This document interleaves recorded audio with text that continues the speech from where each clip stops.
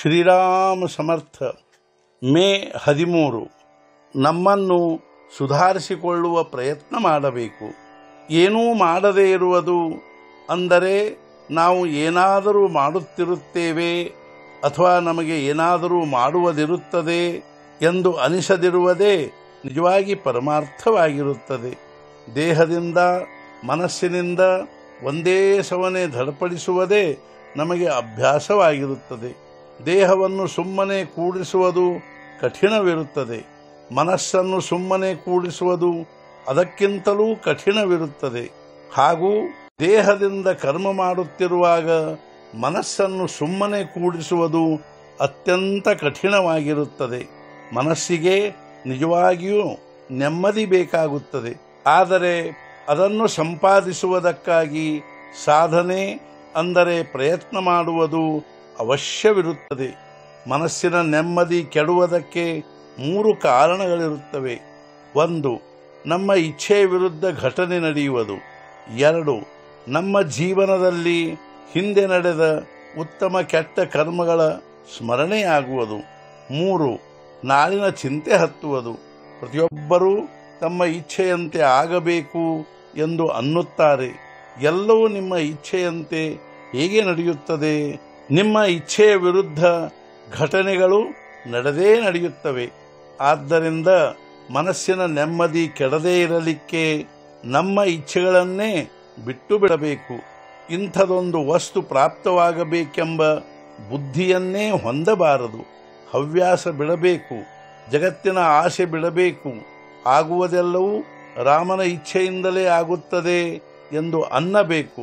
ಪ್ರತಿಯೊಂದು ಕಾರ್ಯವನ್ನು ರಾಮನೇ ಮಾಡುತ್ತಾನೆ ಎಂದು ಅನ್ನುವುದೆಂದರೆ ಭಗವಂತನ ಅಖಂಡ ಅನುಸಂಧಾನದಲ್ಲಿದ್ದಂತೆ. ನಮ್ಮ ಅಹಂಭಾವವು ನಿಜವಾಗಿಯೂ ಎಷ್ಟು ಆಳ ಹೋಗಿರುತ್ತದೆ ನೋಡಿರಿ.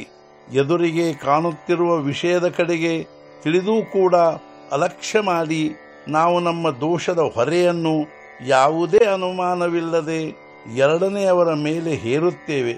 ಅವರಿವರ ಸಹವಾಸದಿಂದಲೇ ನಮ್ಮ ಮಗನು ಕೆಟ್ಟಿರುತ್ತಾನೆ ಎಂದು ಅನ್ನುತ್ತೇವೆ ಹೊರತು ನಮ್ಮ ಮಗನೇ ಯೋಗ್ಯವಿಲ್ಲವೆಂದು ಅನ್ನುವುದಿಲ್ಲ. ಹಾಗೆ ಅನ್ನಲು ನಾಚಿಕೆ ಎನಿಸುತ್ತದೆ. ಆದ್ದರಿಂದ ಮತ್ತೊಬ್ಬರ ಮಕ್ಕಳಿಗೆ ನಾವು ಅಯೋಗ್ಯರೆನ್ನುತ್ತೇವೆ. ನಮ್ಮ ಮಗನು ನಮ್ಮ ಕಣ್ಮುಂದೆ ಕೆಟ್ಟ ಜನರ ಸಹವಾಸದಿಂದ ಇಷ್ಟು ಕೆಡುತ್ತಾನೆಂದ ಮೇಲೆ ಸಹವಾಸದ ಪರಿಣಾಮವು ಎಷ್ಟಿರಬಹುದು? ಸಹವಾಸದ ಪರಿಣಾಮವು ಇಷ್ಟು ಪ್ರಭಾವಶಾಲಿ ಎಂದ ಮೇಲೆ ಸಂತರ ಸಹವಾಸದಲ್ಲಿದ್ದಾಗ ನಮ್ಮ ಸುಧಾರಣೆಯು ಏಕೆ ತಾನೇ ಕಂಡುಬರುವುದಿಲ್ಲ? ಸತ್ಸಂಗತಿಯಿಂದ ನಾವು ನಿಶ್ಚಿತವಾಗಿಯೂ ಸುಧಾರಿಸಬೇಕು. ಆದರೆ ಹಾಗೆ ಕಂಡುಬರುವುದಿಲ್ಲ ಅಂದ ಮೇಲೆ ಎಲ್ಲಿ ತಪ್ಪುತ್ತದೆ? ಇದಕ್ಕೆ ಮುಖ್ಯ ಕಾರಣವೆಂದರೆ ನಮ್ಮನ್ನು ನಾವು ಸುಧಾರಿಸಿಕೊಳ್ಳುವ ಪ್ರಯತ್ನವನ್ನೇ ಮಾಡುವುದಿಲ್ಲ. ನಮಗೆ ಎಲ್ಲವೂ ತಿಳಿಯುತ್ತದೆ, ಆದರೆ ಪ್ರಯತ್ನ ಮಾಡಲು ಆಗುವುದಿಲ್ಲ. ವಾಸನೆಯ ಜಾಳಿಗೆಯಿಂದ ಹೊರಗೆ ಬರುವುದಕ್ಕೆ ನಾವು ಪ್ರಯತ್ನ ಮಾಡುತ್ತಿರುವುದಿಲ್ಲ.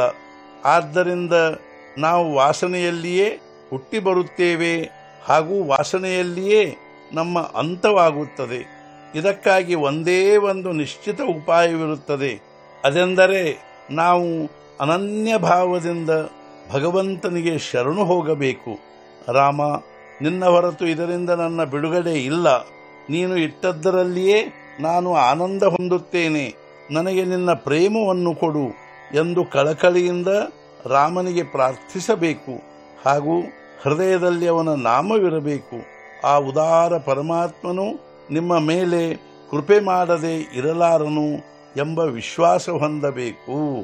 ಇಂದಿನ ಮುಖ್ಯ ವಿಚಾರ, ವಾಸನೆಯನ್ನು ನಾಶ ಮಾಡಲು ಭಗವಂತನ ಅಧಿಷ್ಠಾನ ಒಂದೇ ಉಪಾಯವಾಗಿರುತ್ತದೆ. ಸದ್ಗುರುನಾಥ ಮಹಾರಾಜ್ ಕಿ ಜೈ. ಜೈ ಜೈ ರಘುವೀರ ಸಮರ್ಥ.